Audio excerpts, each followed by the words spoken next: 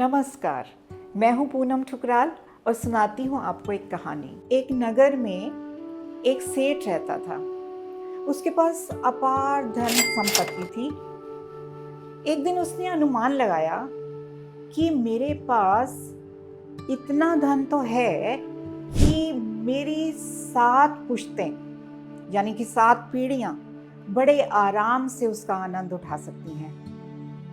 लेकिन मेरी 8वीं पीढ़ी का क्या होगा? यह सोच सोचकर वो परेशान हो रहा था। इतना परेशान हो रहा था कि उसको भूख प्यास भी नहीं लग रही थी और वो इतना कमजोर हो गया। उसकी हालत देखकर उसकी बीवी को चिंता होने लगी। तो बीवी ने अपने पति से कहा, सुनो जी, पास के गांव में एक संत महात्मा रहते हैं, आप उनके पास क्यों नहीं चले जाते? वो आपकी समस्या का कोई ना कोई समाधान जरूर बताएंगे। तो सेठ जी ने कहा, तुमने मुझे पहले क्यों नहीं बताया? तो मैं कब का चला जाता। तो बस फिर क्या था, उन्होंने अपने सेवक को साथ लिया और दौड़े चले संत महात्मा के पास। संत महात्मा के पास जाकर उनके पैरों में गिर गए और कहने लगे कि महात्मा जी, मेरी 7 पीढ़ियां तो अच्छी तरह से धन संपदा का आनंद उठा लेंगी, लेकिन मेरी 8वीं पीढ़ी का क्या होगा? कृपया मुझे कोई समाधान बताएं। संत जी ने कहा, शांत हो जाइए, आपको आपकी समस्या का समाधान मिल जाएगा। वो दूर एक झोपड़ी देख रहे हो? वहां जाओ, वहां एक बुढ़िया रहती है। उसका कोई नहीं है, बहुत गरीब है। बस उसे आधा किलो आटा देकर आ जाओ, और अगर बुढ़िया वो स्वीकार कर लेती है तो तुम्हारी हर बात, हर मनोकामना पूरी होगी।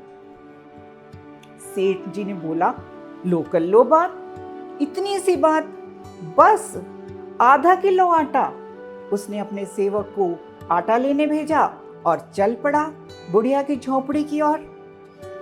वहां जाकर उसने देखा कि वो बुढ़िया एक टूटी फूटी चारपाई पर बड़े आराम से माला जप रही है।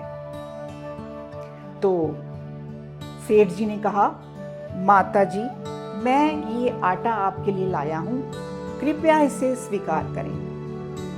तो बुढ़िया ने कहा, नहीं बेटा, मेरे पास आज के लिए आटा रखा है, तुम इसे वापस ले जाओ। तो सेठ जी ने कहा, कोई बात नहीं, कल इसे इस्तेमाल कर लेना। बुढ़िया ने हंसकर कहा, बेटा, कल किसने देखा है, कल की कौन चिंता करे।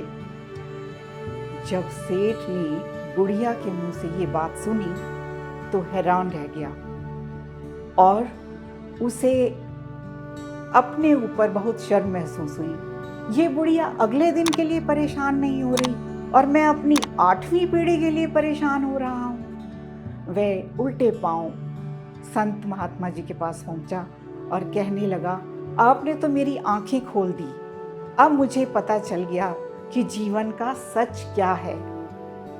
तो कैसी लगी ये कहानी?